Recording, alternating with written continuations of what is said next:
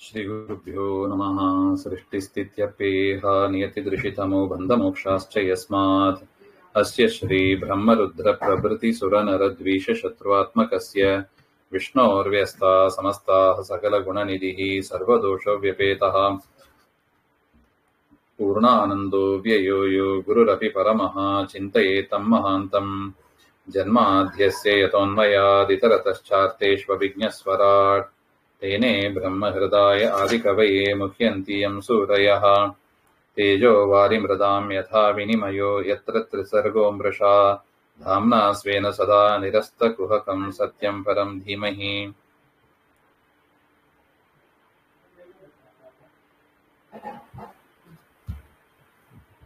नारायणं नमस्कृत्य नरं चैव नरोत्तमं देवीं सरस्वतीं व्यासं ततो ग्रन्थमुदीरये. कृष्णाय वासुदेवाय हरये परमात्मने प्रणतः क्लेशनाशाय ಗೋವಿಂದಾಯ ನಮೋ ನಮಃ. ಶ್ರೀ ಗುರುಭ್ಯೋ ನಮಃ. ಶ್ರೀಮದ್ ಭಾಗವತ ದ್ವಿತೀಯ ಸ್ಕಂದದಲ್ಲಿ ತೃತೀಯೋಧ್ಯಾಯ. ಶ್ರೀ ಶುಕೋವಾಚ ಏವಮೇತನ್ ನಿಗದಿತಂ ಪೃಷ್ಟವಾನ್ಯತ್ ಭವಾನ್ ಮಮ ನೃಣಾಂ ಯನ್ಮ್ರಿಯಮಾಣಾನಾಂ ಮನುಷ್ಯೇಷು ಮನೀಷಿಣಾಂ.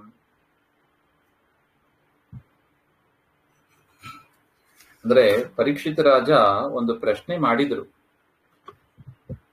ಮನುಷ್ಯರು ಸಾಯ್ಲಿಕ್ಕಿದ್ದಾರೆ, ಅವನು ಸಾಯ್ಲಿಕ್ಕಿದ್ದಾನೆ, 7 ದಿವಸ ಅಂತ ಶಾಪ ಇದೆ. ಆದರ ಮರಣ ಹೊಂದಲಿಕ್ಕಿರುವವರು ಏನ್ ಮಾಡಬೇಕು ಹಾಗೆ ಅಂತ.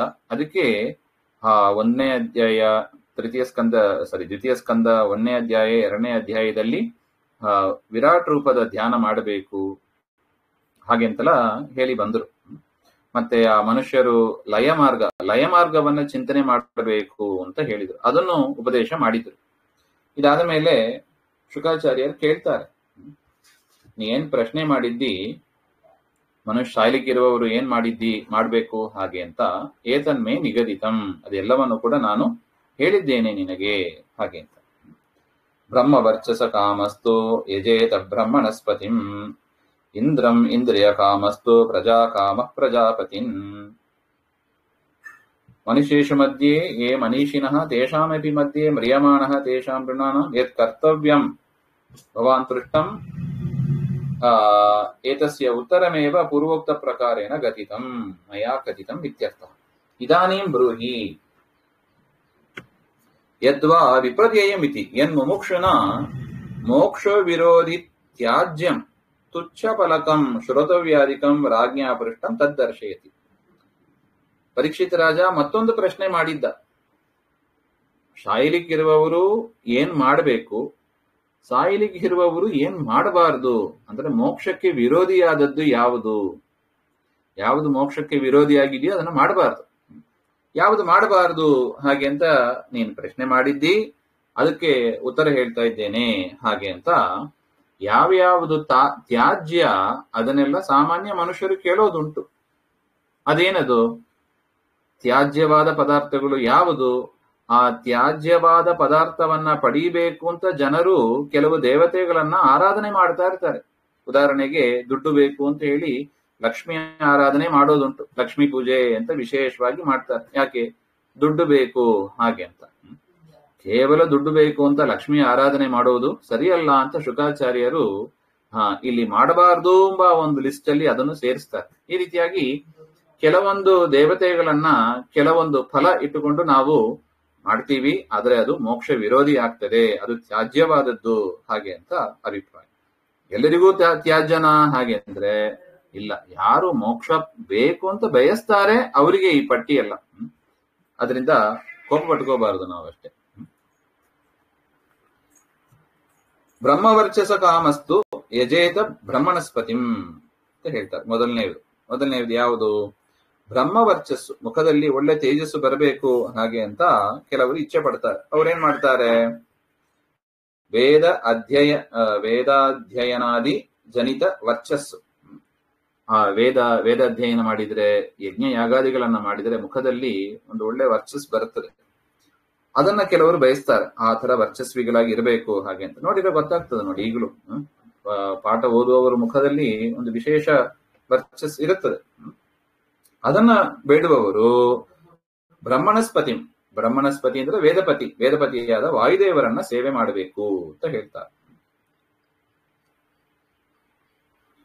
ತತ್ತಂತ್ರೋಕ್ತ ದ್ರವ್ಯೈಹಿ, ಆ ವಾಯುದೇವರನ್ನ ಪೂಜೆ ಮಾಡಬೇಕು. ಅದು ಆ ತಂತ್ರಗಳು, ವಾಯುದೇವರನ್ನ ಪೂಜೆ ಮಾಡೋದಕ್ಕೆ ಕೆಲವು ದ್ರವ್ಯಗಳನ್ನೆಲ್ಲ ಬಳಸಬೇಕು ಅಂತ ಇದೆ. ಆ ದ್ರವ್ಯಗಳನ್ನೆಲ್ಲ ಬಳಸಿ ವಾಯುದೇವರನ್ನ ಪೂಜೆ ಮಾಡಿದ್ರೆ ನಮಗೂ ಕೂಡ ವರ್ಚಸ್ಸು ಬರ್ತದೆ ಹಾಗೆ ಅಂತ.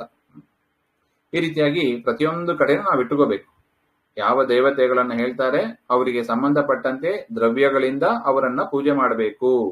ಮಾಡಿದ್ರೆ ಅವರು ಒಂದಿಷ್ಟು ಫಲ ಅಂತ ಕೊಡ್ತಾರೆ. ಅದೇನು ಫಲ, ಯಾವ ದೇವತೆಯನ್ನು ಪೂಜೆ ಮಾಡಬೇಕು ಅಂತ ದೊಡ್ಡ ಪಟ್ಟಿ ಇದೆ ಅಲ್ಲಿ. ಅದನ್ನೇ ಇಲ್ಲಿ ನಾವು ಕೇಳಲಿಕ್ಕಿದ್ದೀವಿ. ಮೊದಲನೇದಾಯ್ತು ಇಂದ್ರಂ ಇಂದ್ರಿಯ ಕಾಮಸ್ತು.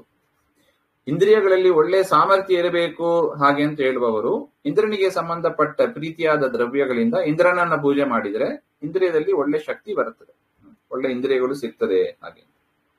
ಇನ್ನು ಪ್ರಜಾಕಾಮ ಪ್ರಜಾಪತೀನ್, ಪುತ್ರ ಸಂತಾನ ಬೇಕು ಅಂತ ಇಚ್ಛೆ ಪಡುವವರು ದಕ್ಷ ಪ್ರಜೇಶ್ವರ, ಪ್ರಜಾಪತಿ ಅಂದ್ರೆ ದಕ್ಷ ಪ್ರಜೇಶ್ವರ, ಅವರನ್ನ ಉಪಾಸನೆ ಮಾಡಿದರೆ ಪೂಜೆ ಮಾಡಿದರೆ ಅವರಿಗೆ ಒಳ್ಳೆ ಪುತ್ರ ಉತ್ಪತ್ತಿ ಆಗ್ತದೆ ಹಾಗೆ ಅಂತ. ಇನ್ನು ದೇವಿ ಮಾಯಾಂತು ಶ್ರೀಕಾಮ ತೇಜಸ್ ಕಾಮೋ ವಿಭಾವಸುಂ ವಸುಕಾಮೋ ವಸುನ್ ರುದ್ರಾನ್ ವೀರ್ಯ ಕಾಮಸ್ತು ವೀರ್ಯದಾನ್. ದೇವಿ ಮಾಯಾಂತು ಶ್ರೀಕಾಮ, ನಾವಾದ್ರೆ ಮೊದಲೇ ನೋಡಿದೀವಿ ನೋಡಿ. ಶ್ರೀ ಸಂಪತ್ತು ಬೇಕು ಅಂತ ಬಯಸುವವರು ದೇವೀಂ ಮಾಯಾಂ ಲಕ್ಷ್ಮಿಯನ್ನ ಪೂಜೆ ಮಾಡಬೇಕು. ತೇಜಸ್ ಕಾಮ, ತೇಜಸ್ ಅಂದ್ರೆ ಶರೀರ ಕಾಂತಿ, ಶರೀರದಲ್ಲಿ ಒಳ್ಳೆ ಕಾಂತಿ ಬರಬೇಕು ಹಾಗೆ ಅಂದ್ರೆ ವಿಭಾವಸು, ವಿಭಾವಸು ಅಂದ್ರೆ ಅಗ್ನಿ, ಅಗ್ನಿ ದೇವರನ್ನು ಉಪಾಸನೆ ಮಾಡಿದರೆ ಶರೀರದಲ್ಲಿ ಒಳ್ಳೆ ಕಾಂತಿ ಬರುತ್ತದೆ. ಇನ್ನು ವಸು, ವಸುಕಾಮ ಸ್ಥಿರ ಸಂಪತ್ತು, ಅಚಲವಾದ ಸಂಪತ್ತು ಅಂತ ಕರೀತಾರೆ. ಅದನ್ನ ಬಯಸುವವರು ವಸು, ನಾವು ನೋಡಿದೀವಿ ನೋಡಿ 8 ವಸುಗಳು ಹಾಗೆ ಅಂತ. ಭೀಷ್ಮರು ದ್ಯೂನಾಮಕ ವಸು, ನಂದಗೋಪ ಅವನು ದ್ರೋಣ ಎನ್ನತಕ್ಕ ವಸು ಹಾಗೆ ಅಂತೆಲ್ಲ ನಾವು ನೋಡಿದ್ದೀವಿ.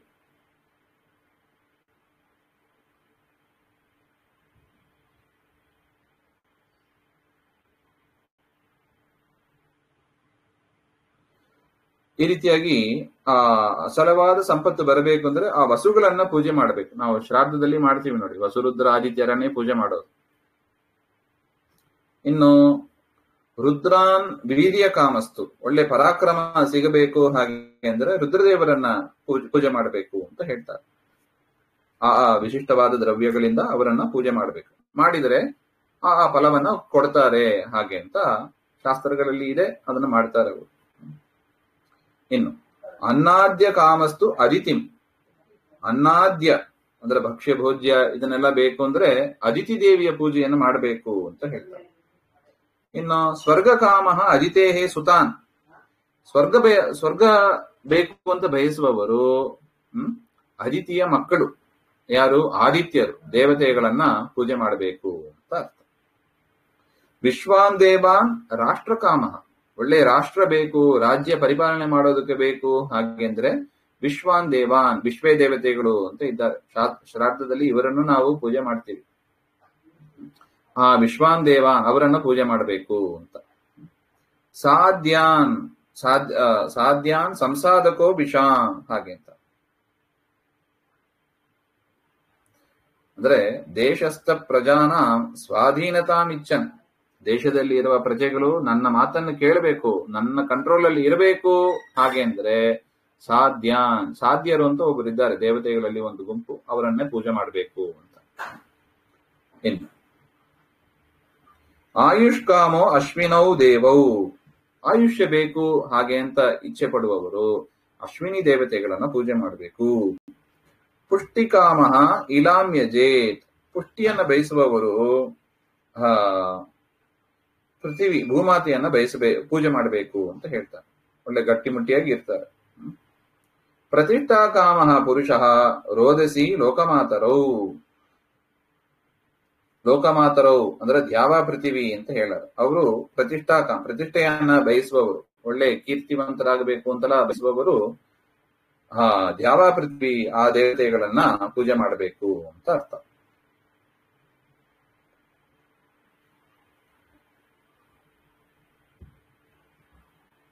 ಇನ್ನು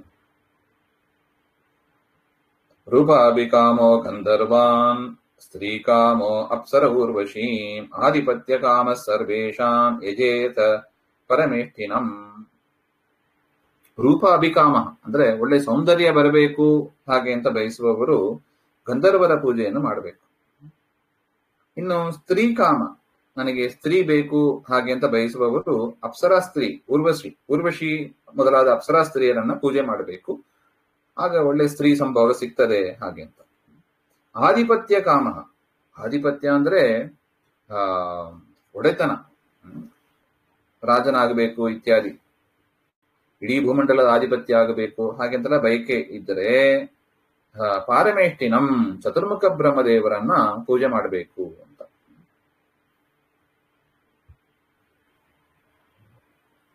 ಯಜ್ಞಂ ಯಜೇತ್ ಯಶಸ್ಕಾಮ ಕೋಶಕಾಮ ಪ್ರಚೇತಸಂ ವಿದ್ಯಾಕಾಮಸ್ತು ಗಿರಿಶಂ ದಾಂಪತ್ಯಾರ್ಥಂ ಉಮಾಂ ಸತೀಂ.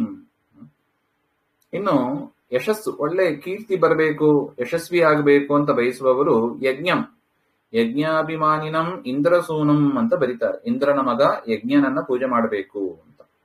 ಕೋಶಕಾಮ, ಕೋಶ ಅಂದ್ರೆ ವಸು ಸಂಚಯ, ಸಂಪತ್ತು, ನಿಧಿ. ಆ ನಿಧಿಯನ್ನ ಬಯಸುವವರು ಪ್ರಚೇತಸಂ ಅಂದ್ರೆ ವರುಣನನ್ನ ಪೂಜೆ ಮಾಡಬೇಕು ಅಂತ ಹೇಳ್ತಾರೆ. ವಿದ್ಯಾಕಾಮಸ್ತು ಗಿರಿಶಂ, ವಿದ್ಯೆ ಬೇಕು ಅಂತ ಬಯಸುವವರು ಗಿರೀಶ, ರುದ್ರನನ್ನ ಬರೀತಾರೆ ನೋಡಿ. ದಕ್ಷಿಣಾಮೂರ್ತಿ ಧರಂ ಹಾಗೆ ಅಂತ. ದಕ್ಷಿಣಾಮೂರ್ತಿ ಅಂತ ಒಂದು ಶಿವನ ದೇವಸ್ಥಾನದಲ್ಲಿ ನಾವು ನೋಡಬಹುದು, ದಕ್ಷಿಣಾಮೂರ್ತಿ ಅಂತ. ವಿದ್ಯೆಯನ್ನು ಬಯಸುವವರು ದಕ್ಷಿಣಾಮೂರ್ತಿಯನ್ನ ಪೂಜೆ ಮಾಡಬೇಕು ಅಂತ ಹೇಳ್ತಾರೆ. ಇನ್ನು ದಾಂಪತ್ಯಾರ್ಥಂ ಉಮಾಂ ಸತೀಂ, ದಾಂಪತ್ಯ ಅಖಂಡಿತವಾದ ವಿಚ್ಛೇದ ಆಗಬಾರದು, ದಾಂಪತ್ಯ ಡೈವರ್ಸ್ ಆಗಬಾರದು ಹಾಗೆ ಅಂತೆಲ್ಲ ಬಯಸುವವರು ಪಾರ್ವತಿ ದೇವಿಯನ್ನ ವಿಶೇಷವಾಗಿ ಪೂಜೆ ಮಾಡಬೇಕು ಅಂತ ಹೇಳ್ತಾರೆ. ಧರ್ಮಾರ್ಥಂ ಉತ್ತಮ ಶ್ಲೋಕಂ ತಂತುಂ ತನ್ವನ್ ಪಿತೃನ್ ಯಜೇತ್ ರಕ್ಷಾಕಾಮ ಪುಣ್ಯಜನಾನ್ ಓಜಸ್ಕಾಮೋ ಮರುದ್ಗಣಾನ್ ಹಾಗೆಂತ. ಧರ್ಮಾರ್ಥಂ ಉತ್ತಮ ಶ್ಲೋಕಂ, ಧರ್ಮಾರ್ಥ ಅಂದ್ರೆ ಇಷ್ಟಾಪೂರ್ತಾದಿ ಏನು ಧರ್ಮ ಕಾರ್ಯ ಅಂತ ಏನಿದೆ, ಧರ್ಮ ಕಾರ್ಯ ಚೆನ್ನಾಗಿ ಆಗಬೇಕು ಅಂದ್ರೆ ಯಮದೇವರ ಪೂಜೆಯನ್ನು ಮಾಡಬೇಕು ಅಂತ ಹೇಳ್ತಾರೆ.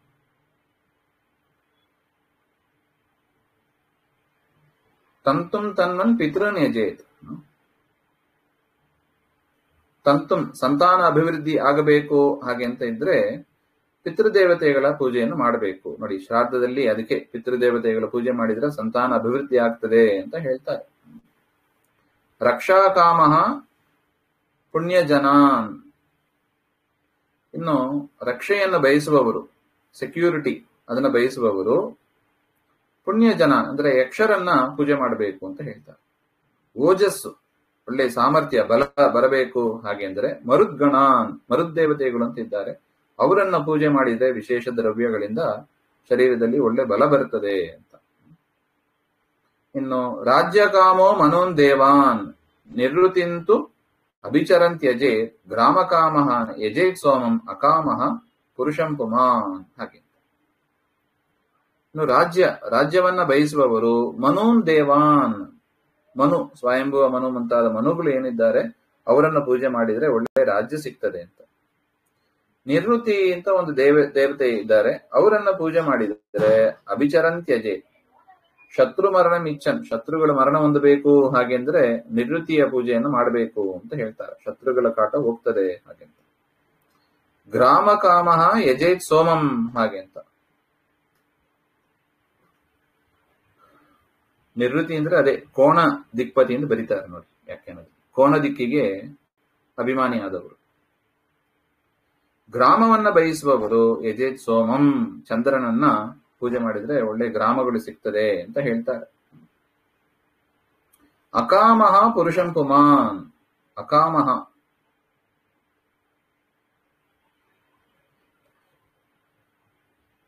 ಅಕಾಮಃ ಅಂದ್ರೆ ಅತ್ರ ನನ್ಯೋ ಅನ್ಯಾರ್ಥತ್ವಂ ವಿರುದ್ಧಾರ್ಥತ್ವಂ ವಿವಕ್ಷಿತಂ ತಥಾ ಚ ಉಕ್ತ ಅನ್ಯ ಮೋಕ್ಷ ವಿರೋಧಿ ಸರ್ವಜಯಾದಿ ಕಾಮ ಇತ್ಯರ್ಥಃ ಪುರುಷಂ ಬ್ರಹ್ಮಾಣಂ ರುದ್ರಂಬ. ಇನ್ನು ಎಲ್ಲರನ್ನು ಗೆಲ್ಲಬೇಕು, ಇಲ್ಲಿ ಮೋಕ್ಷ ವಿರೋಧಿಯಾದ ಇದೆಲ್ಲವೂ ಏನು ಹಿಂದೆ ಹೇಳಿದ್ದೆಲ್ಲ ಮೋಕ್ಷಕ್ಕೆ ವಿರೋಧಿಯಾದದ್ದು ಅಂತ ತಿಳ್ಕೋಬೇಕು. ಮೋಕ್ಷಕ್ಕೆ ವಿರೋಧಿಯಾದ ಇನ್ನು ಸರ್ವಜಯ, ಎಲ್ಲರನ್ನು ಗೆಲ್ಲಬೇಕು ಅಂತ ಏನೇನೋ ಬಯಕೆಗಳು ಇರುತ್ತವೆ, ಅದನ್ನೆಲ್ಲ ಪಡಿಬೇಕು ಅಂತ ಬಯಸುವವರು ಪುರುಷನನ್ನ ಪೂಜೆ ಮಾಡಬೇಕು. ಪುರುಷ ಅಂದ್ರೆ ಚತುರ್ಮುಖ ಬ್ರಹ್ಮದೇವರು ಅಥವಾ ರುದ್ರದೇವರು ಅಂತ ಹೇಳ್ತಾರೆ.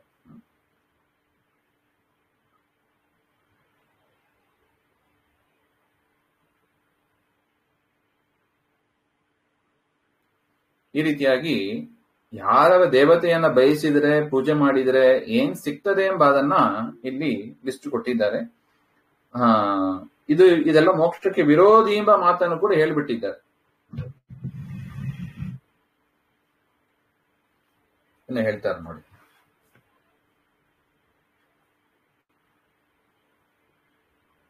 ಅಕಾಮ ಸರ್ವ ಕಾಮೋ ವಾ ಮೋಕ್ಷ ಕಾಮ ಉದಾರದೀಹಿ ತೀವ್ರೇಣ ಭಕ್ತಿ ಯೋಗೇನ ಯಜೇತ ಪುರುಷಂ ಪರಂ. ಏವಂ ಬ್ರೂಹಿ ಯದ್ವಾ ವಿಪರ್ಯಯಿತಿ ಪ್ರಶ್ನೋತ್ತರಯ ತುಚ್ಛ ಪ್ರಾತಿಸ್ವಿಕ ಫಲಪ್ರಾಧಾನ್ಯ ಯಜನಂ ಹೇಯತಾ